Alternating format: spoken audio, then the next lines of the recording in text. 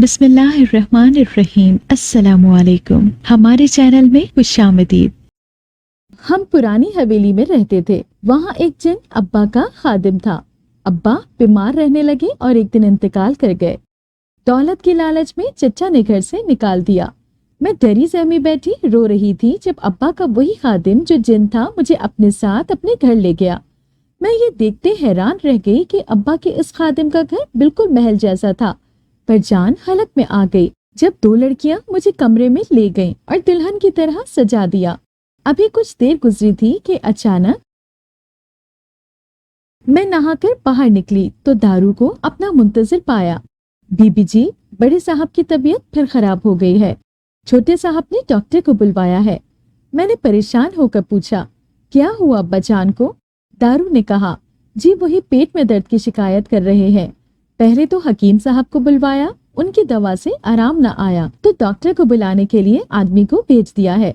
दारू ने बताया तो मैंने कहा, ये चचा जान भी ना, इन्हें पता है कि अब्बा जान कभी भी खुद से अस्पताल नहीं जाएंगे, लेकिन जबरदस्ती भेज दिया जाए तो चले भी जाते हैं। फिर भी न जाने वो क्यों उन्हें लेकर नहीं जाते। मैंने गुस्से और परेशानी से कहा तो दारू जरा करीब होकर रास्ताराना अंदाज में कहने लगी, बीबी जी, छोटा मुंह बड़ी बात है, आप गुस्सा न करना, पर मुझे छोटे साहब के इरादे नेक नहीं लगते। बड़े साहब बहुत तकलीफ में होते हैं, तब भी छोटे साहब के चेहरे पर कोई खास परेशानी नहीं होती। डॉक्टर साहब की दवा से भी कोई खास सफाका नहीं होता। मुझे तो शक है बीबी जी कि इससे पहले के उसने अपनी बात अधूरी छोड़ दी तो मैंने चौंक कर दारू की तरफ देखा और पूछा, तुम कहना क्या चाहती हो? दारू ने मेरे मजीद करीब होकर सरगोशी की, बीबी जी, मेरा मतलब ये है कि आप डॉक्टर को बदल दो।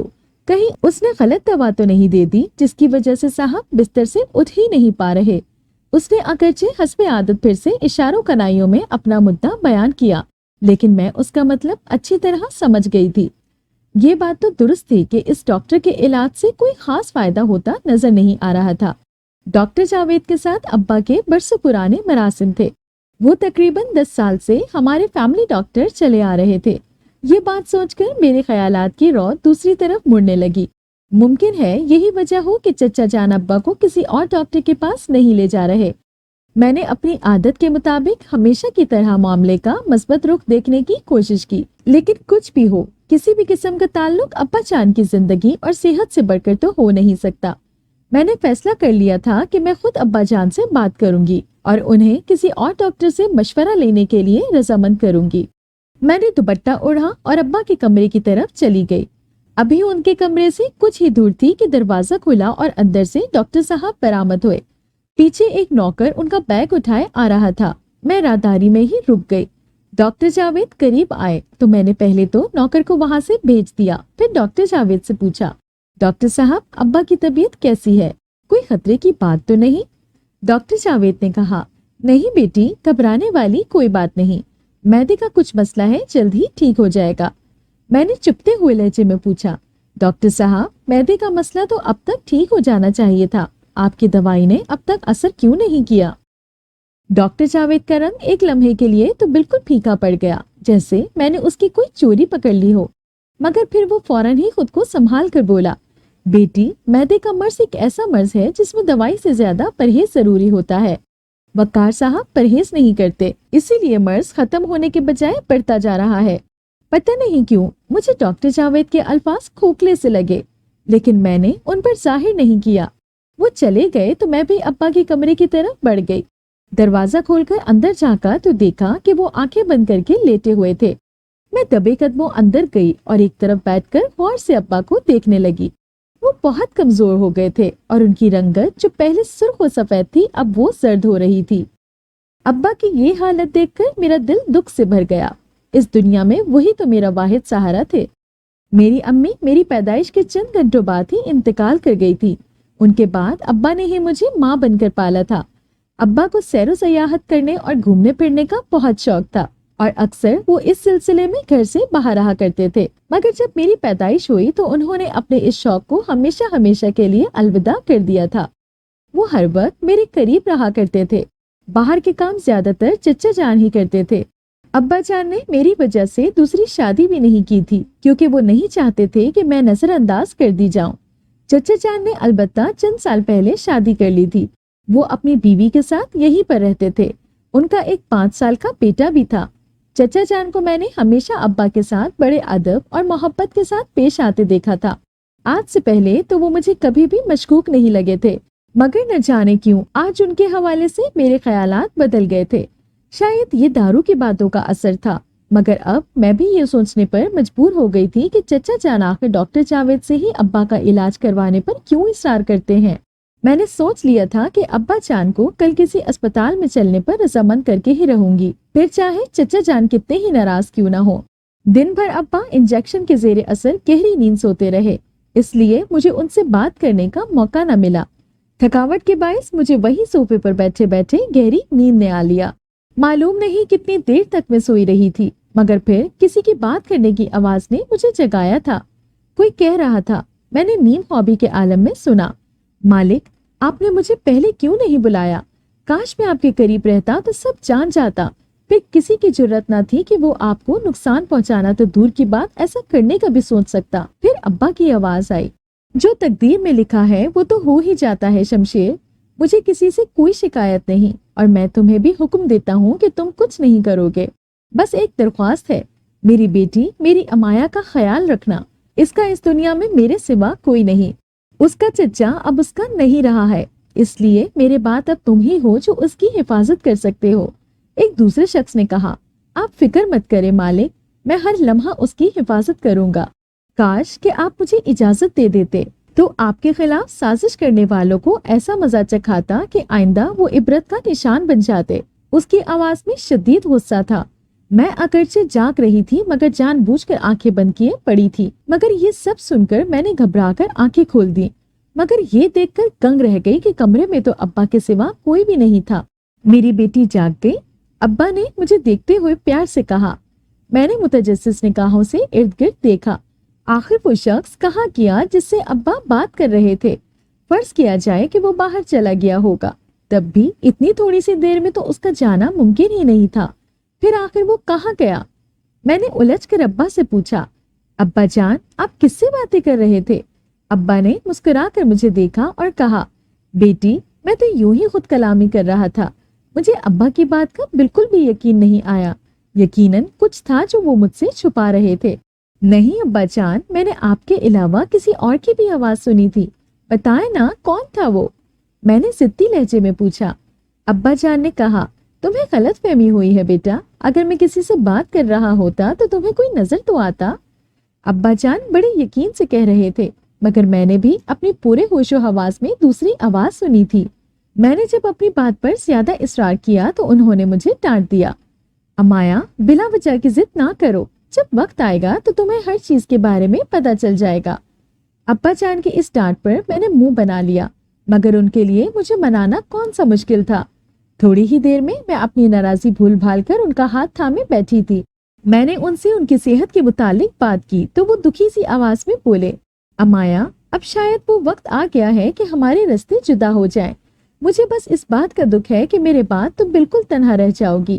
کاش کہ زندگی مجھے تھوڑی سی مہلت دے دیتی اور میں تمہارے لیے کوئی اچھا سا لڑکا ڈھونڈ سکتا، مگر اب زندگی بے وفائی کرنے پر آمادہ ہے۔ میں نے جلدی سے ان کے منہ پر ہاتھ رکھ دیا اور روتے ہوئے بولی، ابا جان ایسی باتیں کیوں کرتے ہیں؟ جانتے ہیں نا میرا دل دہل جاتا ہے آپ کو ذرا سا بھی بیمار ہوتے دیکھ کر۔ وہ اپنے چہرے پر زخمی سی مسکراہٹ لیے مجھے دیکھتے رہے۔ بہت دیر تک ان کی نظریں مجھ پر جمی رہیں، لیکن پھر اچانک ہی مجھے ایک عجیب سا احساس ہوا۔ میرے ہاتھوں میں تھاما ہوا ان کا ہاتھ سرد ہو چکا تھا۔ میں گھبرا کر انہیں آوازیں دینے لگی، مگر ابا جان کے جسم میں کوئی حرکت نہ ہوئی، وہ مر چکے تھے۔ میری چیخوں نے آسمان سر پر اٹھا دیا۔ میں چیخ چیخ کر انہیں پکار رہی تھی۔ میری چیخوں پکار سن کر تھوڑی ہی دیر میں حویلی کا ہر فرد ابا کے کمرے کی طرف دوڑ پڑا۔ ہر کسی کا چہرہ حسن و یاس کی تصویر بنا ہوا تھا۔ چچا نے تھوڑی ہی دیر بعد ابا کا جنازہ اٹھوا لیا اور دفنا بھی دیا۔ چچی جان مجھے دلاسے دیتی رہیں۔ چند دن گزرے اور تعزیت کے لیے آنے والے مہمانوں کا سلسلہ رکا تو چچا اور چچی کے برتاؤ میں بھی واضح تبدیلی آنے لگی۔ وہ مجھ سے بے رخی برتنے لگے تھے۔ سب سے پہلے تو چچا نے مجھ پر باہر جانے پر پابندی لگا دی، پھر کسی سے ملنے جلنے یا اپنے کمرے سے نکلنے سے بھی منع کر دیا۔ मैं एक तरह से इस हवेली में कैद होकर रह गई थी। अब्बा जान की मौत की वजह के बारे में भी मुझे कुछ भी पता ना चल सका। मैं दिन रात उन्हें याद करती और बेबसी के आंसू बहाती रहती। फिर एक रोज दारू आई। वो शायद इस पुरानी हवेली में वाहिद औरत थी जो मुझसे हमदर्दी रखती थी। दारू को भी अब्बा जान की मौत का बेहद दुख था, मगर वो एक मामूली नौकरानी थी और मेरी तरह ही बहुत बेबस थी। दारू ने मुझसे कहा, बीबी जी, मैं ना कहती थी कि मुझे डॉक्टर साहब पर शक है। मेरा शक सही निकला है बीबी जी। मैंने चौंक कर पूछा, क्या मतलब दारू? दारू ने इधर उधर देखा और रास्ताना अंदाज में सरगोशी की। बीबी जी, साहब के चेहलम वाले दिन मैं ही मेहमान खाने में चाय देने गई थी। वहां पर मैंने डॉक्टर साहब और छोटे साहब को बातें करते सुना था। डॉक्टर साहब कह रहे थे छोटे साहब से कि उनको बाकी रहने वाले 25 लाख रुपए दे दें, उनको जरूरत है। मैं सीधी होकर बैठी और बोली, फिर क्या कहा चचा ने? दारू ने कहा, छोटे साहब ने कहा कि अभी उनके पास पैसे नहीं है, वो 1-2 महीने इंतजार करें। फिर डॉक्टर ने कहा कि भाई को मरवाने की तो बहुत जल्दी थी, पैसे देते वक्त क्यों देर कर रहे हो? अगर पैसे नहीं थे तो इसका इंतजाम करना चाहिए था। दारू की बात ने मुझे लरसा दिया। मैं सोच भी नहीं सकती थी कि चचा जान ही अब्बा की मौत के जिम्मेदार थे, बल्कि यूं कहना चाहिए कि वो कातिल थे। मेरे तन बदन में आग लग गई। मैं एक झटके से उठकर खड़ी हो गई। मुझे गुस्से से बाहर जाता देखकर दारू मेरे आगे खड़ी हो गई। नहीं बीबी जी, खुदा के लिए अभी सब कुछ जाहिर मत करें। जो अपने सगे भाई को मार सकता है उसके लिए आपको मारना क्या मुश्किल होगा? दारू, मैं अब जीकर करूंगी भी क्या? कौन है मेरा जिसके लिए मैं जिंदा रहूं? मुझे अपने बेगुनाह बाप के कत्ल का हिसाब लेने दो, मैंने भर्राई हुई आवाज में कहा। दारू ने मेरे पैर पकड़ लिए और कहा, बीबी जी, अपना नहीं तो मेरा ही ख्याल करो। साहब को अगर पता चला कि मैंने ये बात आपको बताई है तो वो तो मुझे जिंदा दफन कर देंगे। मुझ पर रहम करे बीबी जी। दारू की बात सुनकर मेरा गुस्सा झाग की तरह बैठ गया। वो ठीक कह रही थी। मैं चुपचाप बैठकर आंसू बहाने लगी। दारू कुछ देर तो मेरे पास बैठी रही, मुझे तसल्लियां देती रही, मगर फिर उसे भी जाना पड़ा। वैसे भी वो बड़ी मुश्किल से बहाने से मेरे पास आई थी। चंद दिन बाद चचा मेरे कमरे में आए। उनके हाथ में एक फाइल थी। मैं उस वक्त अब्बा की तस्वीर को हाथों में थामे बैठी थी। चचा ने कहा, अमाया, इन कागजात पर दस्तखत कर दो। भाईजान ने कुछ कर्जा लिया था जो वापस करना है। मैंने शाकी नजरों से उन्हें देखा, मगर कुछ कहा नहीं। खामोशी से कागजात लिए और साइन करने लगी। अचानक ही मेरी नजर एक पेपर पर पड़ी और मैं बुरी तरह चौंक गई, क्योंकि वो पेपर तो जायदाद की मलकियत के बारे में थे, जिनकी रौ से मैं सारी जायदाद चचा के नाम कर रही थी। मैंने अपना हाथ रोक लिया और कहा, चचा, ये सब क्या है? आप मेरी जायदाद अपने नाम क्यों करवा रहे हैं? चचा इस सवाल से बौखला गए। उन्होंने कहा, फजूल सवाल मत करो, मैं क्यों ऐसा करूंगा? मैंने तुम्हें बताया है ना, मुझे वो कर्जा देना है जो भाईजान ने लिया था। इसके लिए मुझे कुछ जमीनें बेचनी पड़ेंगी, इसीलिए इन कागजात पर साइन करवा रहा हूँ। मुझे चचा की बात पर यकीन नहीं था, मगर मेरे पास कोई और रास्ता नहीं था। तन ब तकदीर मैंने साइन कर दिए, मगर ये मेरी जिंदगी की सबसे बड़ी भूल थी। साइन करवाने के बाद चचा ने मुझे हवेली से बाहर फेंकवा दिया। वो पहले ही से सारा मंसूबा बनाकर बैठे थे। मैं कमरे में बंद थी, इसलिए मुझ तक कोई बात न पहुंच सकी। चचा ने मेरे मुतालिक मशहूर करवा दिया था कि मैं किसी लड़के के साथ घर से भाग गई हूँ। जब मैंने खानदान वालों के सामने फरियाद की तो किसी ने भी मेरी बात का यकीन न किया। चचा ने सबको कह रखा था कि मैं भाग गई थी और बहुत सा पैसा और जेवर भी लेकर गई थी, और अब अपने आशिक के हाथों धोखा खाकर वापस आ गई हूँ। इसलिए अब वो मुझसे कोई ताल्लुक नहीं रखना चाहते थे। ये सब सुनकर हर कोई मुझसे नफरत करने लगा था। सबके ताने और मलामतें सुनकर मैं टूटे दिल से वहां से निकली और नंगे पांव एक तरफ चलने लगी। चलते चलते थक गई तो एक दरख्त के नीचे बैठ गई। अपनी बेबसी और तन्हाई को देखकर सिसक कर रोने लगी। पता नहीं यूं रोते हुए मुझे कितनी देर गुजरी थी कि अचानक किसी ने मेरे सर पर हाथ रखा और कहा, मत रो बेटी। मैंने चौंक कर सर उठाया। सामने एक सफेद दाढ़ी और नूरानी चेहरे वाले बुजुर्ग खड़े थे। उनके चेहरे पर कुछ अजीब सी कैफियत थी, और सबसे हैरत अंगेज बात ये थी कि वो अपनी पलकें नहीं झपक रहे थे। आप कौन हैं? मैंने सहमी हुई आवाज में पूछा। उन्होंने शफकत भरी आवाज में कहा, घबराओ मत बेटी, मैं तुम्हारे बाप का दोस्त हूँ। मैंने पूछा, लेकिन आपको पहले तो कभी नहीं देखा मैंने।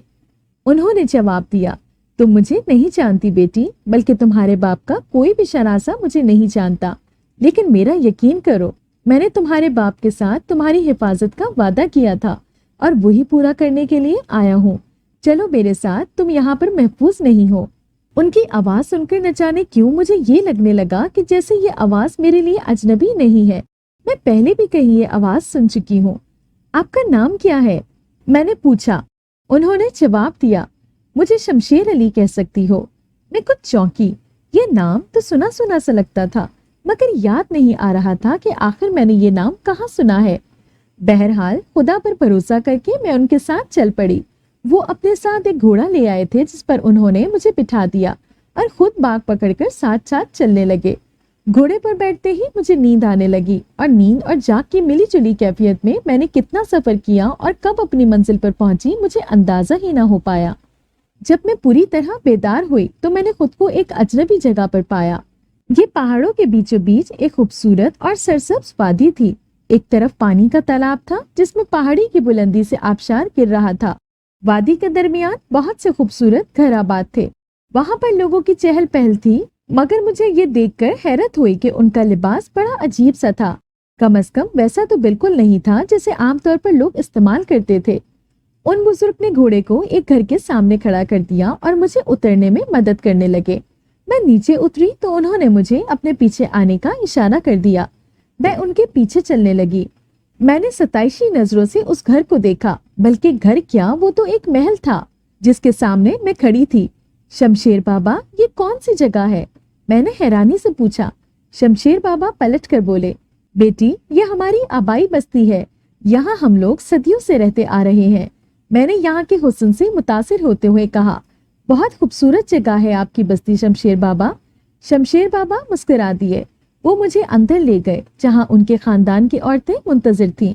उन सब ने मुझे घेर लिया। उन औरतों को देखकर मेरा दिल लरसने लगा, क्योंकि उनकी आंखें बड़ी अजीब सी थीं। उन सब की एक आंख काफी छोटी थी और एक बहुत बड़ी, और उनकी आंखों का रंग सुर्ख था, लेकिन वो सब बहुत खूबसूरत थीं। शमशेर बाबा मुझे वहां छोड़कर बाहर चले गए थे। मैंने अपने डर पर काबू पाते हुए खुद को संभाल लिया। थोड़ी देर गुजरने के बाद उनमें से जो सबसे बूढ़ी औरत थी उसने दो लड़कियों को किसी अजीब सी जबान में कुछ कहा, तो वो दोनों उठी और मुझे अपने साथ लेकर चल पड़ी। हम तीनों चलते हुए एक कमरे में आ गए। वहां पर उन्होंने मुझे एक खूबसूरत लिबास दिया। नहाने और लिबास तब्दील करने के बाद उन्होंने मुझे बहुत ही खूबसूरत जेवरात पहनाए और मुझे दुल्हन की तरह तैयार कर दिया।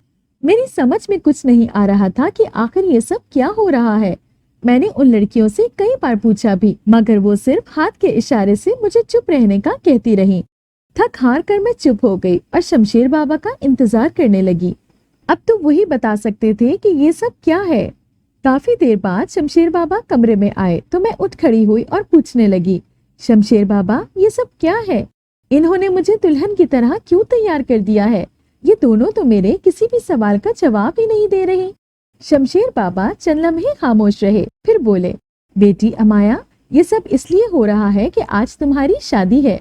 मैं हैरत और बेयकीनी से चिल्ला उठी, ये आप क्या कह रहे हैं शमशेर बाबा?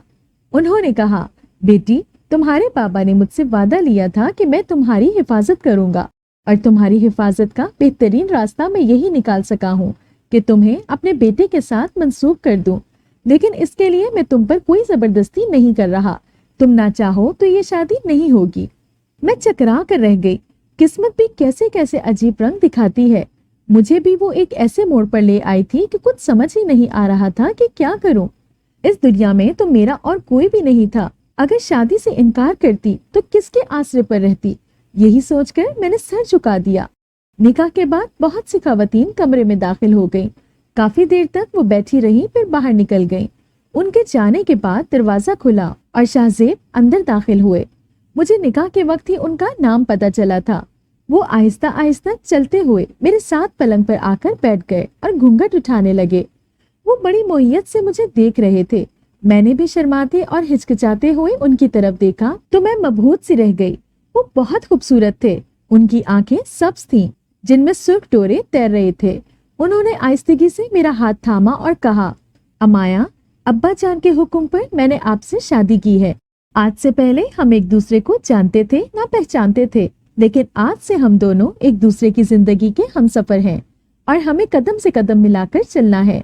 अगर कभी भी कोई मेरे या बाबा जान के बारे में कुछ कहे तो हमसे पूछे बगैर इस बात पर यकीन मत करना, वरना हम दोनों एक दूसरे से बदसन हो जाएंगे।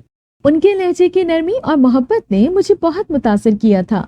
मैंने भी धीमी आवाज में जवाब दिया, आप फिक्र मत करें शाहजेब, अल्लाह ने चाहा तो कभी भी मैं ऐसा कुछ नहीं करूंगी कि जिससे हमारे रिश्ते में दरार आ जाए।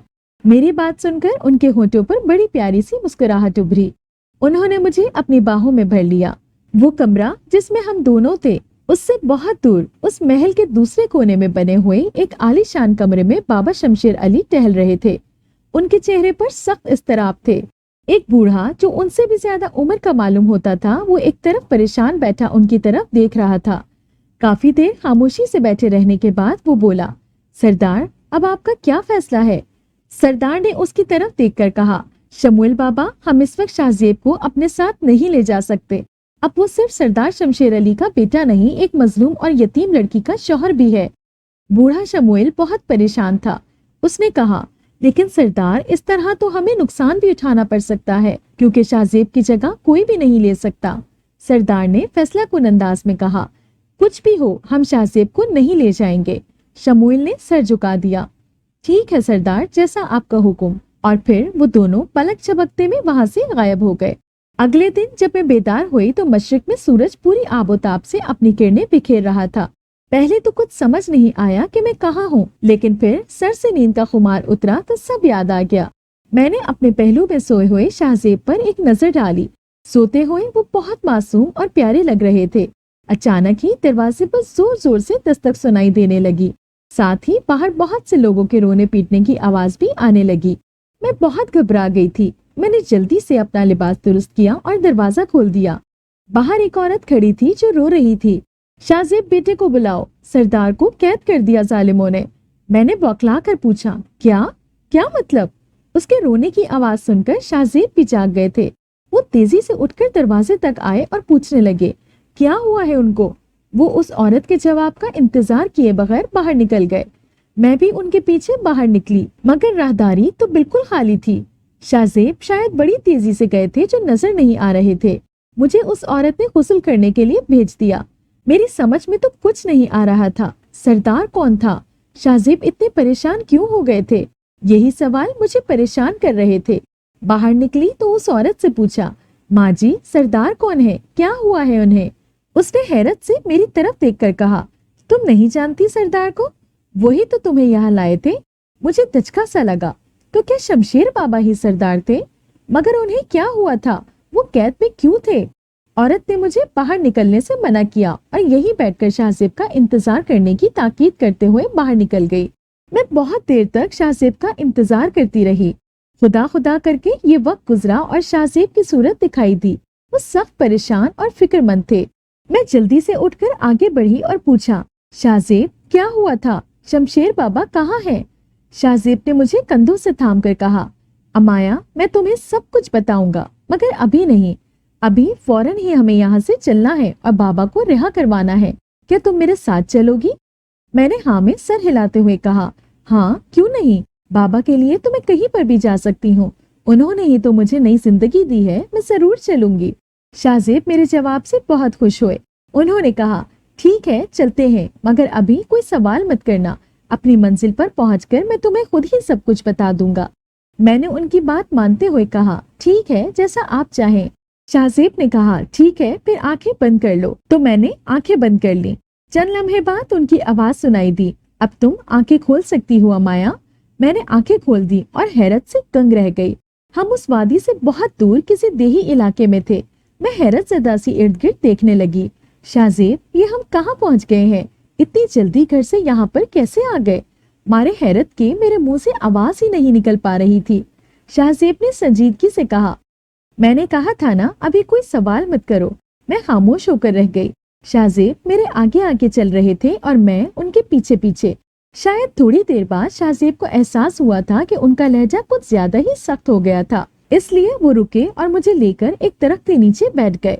चंद लम्हे तक कुछ सोचने के बाद बोले, अमाया, मुझे नहीं पता कि ये बात सुनकर तुम्हारा रद्द अमल कैसा होगा, लेकिन अब जबकि तुम मेरी जिंदगी का हिस्सा बन चुकी हो तो मैं तुमसे ये बात छुपाना नहीं चाहता کہ میں انسان نہیں ہوں بلکہ ایک جن ساد ہوں۔ میرے بابا شمشیر علی بھی ایک جن ہے۔ وہ تمہارے والد کے دوست اور خدمتگار تھے۔ آخری وقت میں تمہارے والد نے انہیں اپنے قبیلے میں جانے کی اجازت دی تھی، اس لیے وہ ان کے ساتھ نہیں رہ سکے۔ وہ اتنا بتا کر چپ ہو گئے۔ میں سانس رو کے سن رہی تھی، یہ بات جان کر کہ میں ایک جن زادے کی بیوی بن چکی ہوں۔ میرے جسم میں کپ کپی کی لہر دوڑ گئی۔ مجھے حویلی کا وہ دن یاد آ گیا جب ابا کمرے میں کسی سے باتیں کر رہے تھے، مگر مجھے وہ شخص نظر نہیں آیا تھا۔ ابا نے تب شمشیر کا نام پکارا تھا۔ اب سمجھ میں آ گیا تھا کہ مجھے شمشیر بابا کی آواز اور نام سنا سنا سا کیوں لگ رہا تھا۔ اس دن وہی ابا سے باتیں کر رہے تھے۔ مجھے کانپتے ہوئے دیکھ کر شاہ زیب نے میرا ہاتھ تھام لیا۔ مجھے ان سے ڈر لگ رہا تھا۔ میں نے سہمی ہوئی نظروں سے انہیں دیکھا تو وہ میرے خوف کو سمجھ گئے۔ انہوں نے نرمی سے میرا ہاتھ چوم کر کہا، امایا میری جان، تمہیں مجھ سے یا میرے قبیلے کے کسی فرد سے ڈرنے کی بالکل بھی ضرورت نہیں۔ ہم تمہیں کبھی بھی کوئی نقصان نہیں پہنچا سکتے۔ بابا تمہاری شادی کسی بھی جنزادے سے کر سکتے تھے، مگر انہوں نے میرا انتخاب اس لیے کیا کیونکہ میں انسانوں کے درمیان پلا بڑھا ہوں۔ میری ماں بھی انسان ہی تھی، اس لیے میں انسانوں کے جذبات اور احساسات کو سمجھ سکتا ہوں۔ یقین کرو تمہیں مجھ سے کبھی بھی کوئی خطرہ لاحق نہیں ہوگا۔ ان کے لہجے کی نرمی اور آنکھوں میں نظر آتی محبت نے میرا ڈر ختم کر دیا۔ میں نے ان کے سینے پر سر رکھ دیا۔ وہ میرے بالوں میں انگلیاں چلانے لگے۔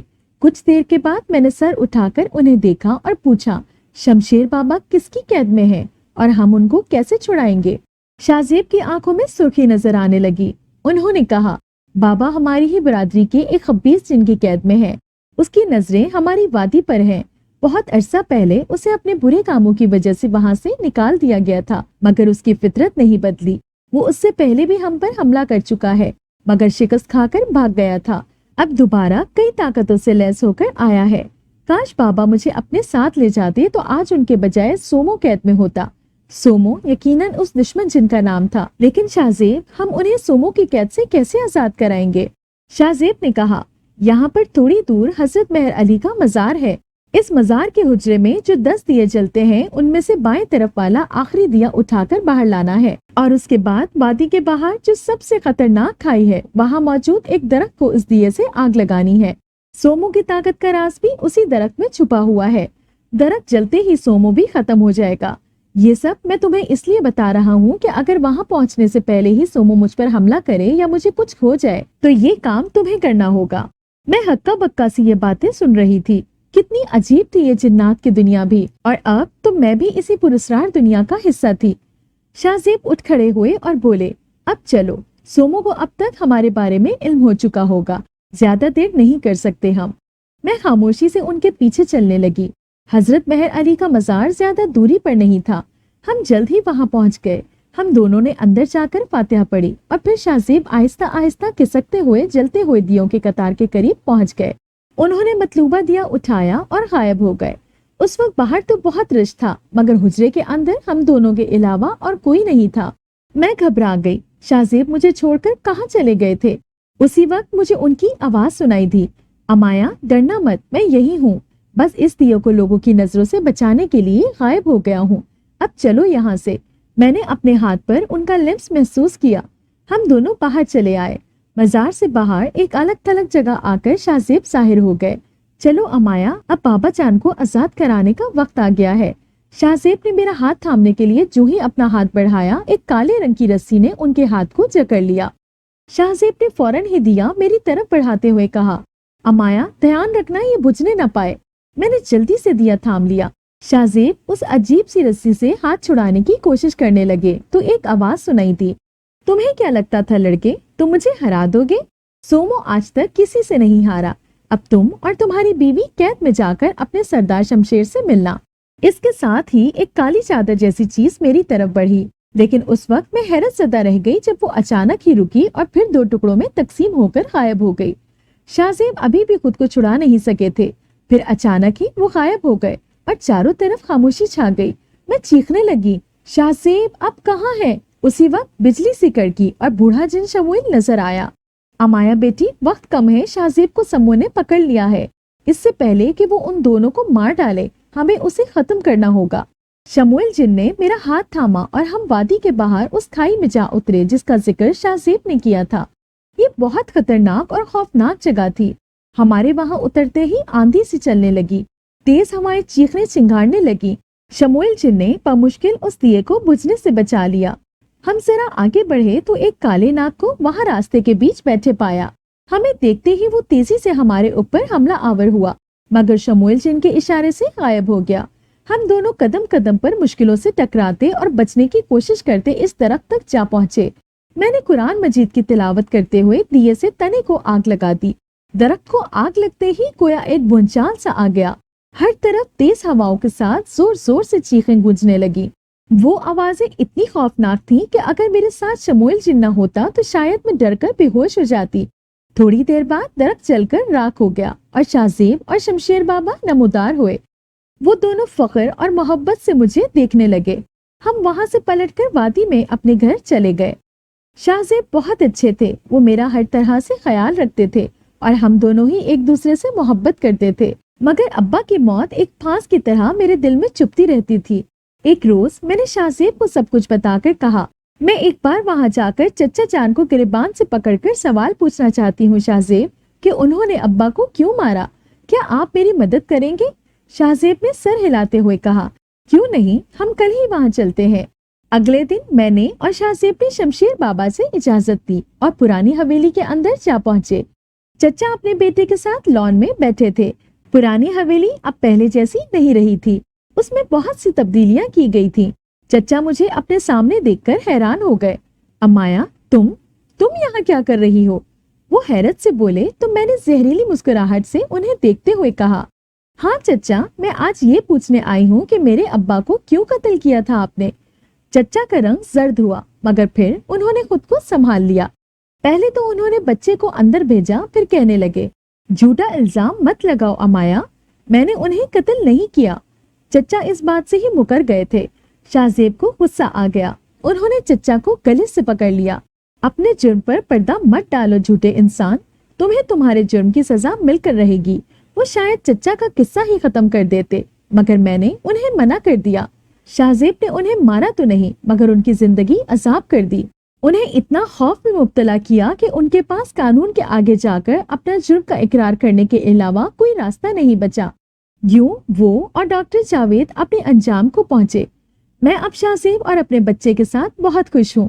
मेरे पास सब कुछ है, मगर फिर भी अब्बा की याद मुझे आज भी बेचैन कर देती है।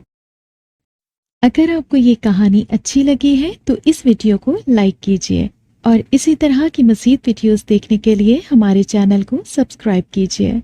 और हाँ, अगर आपके किसी दोस्त, रिश्तेदार या बहन के साथ खुदा ना करे ऐसा कोई वाकया पेश आया है तो हमें कमेंट सेक्शन में उसके बारे में ज़रूर बताइए।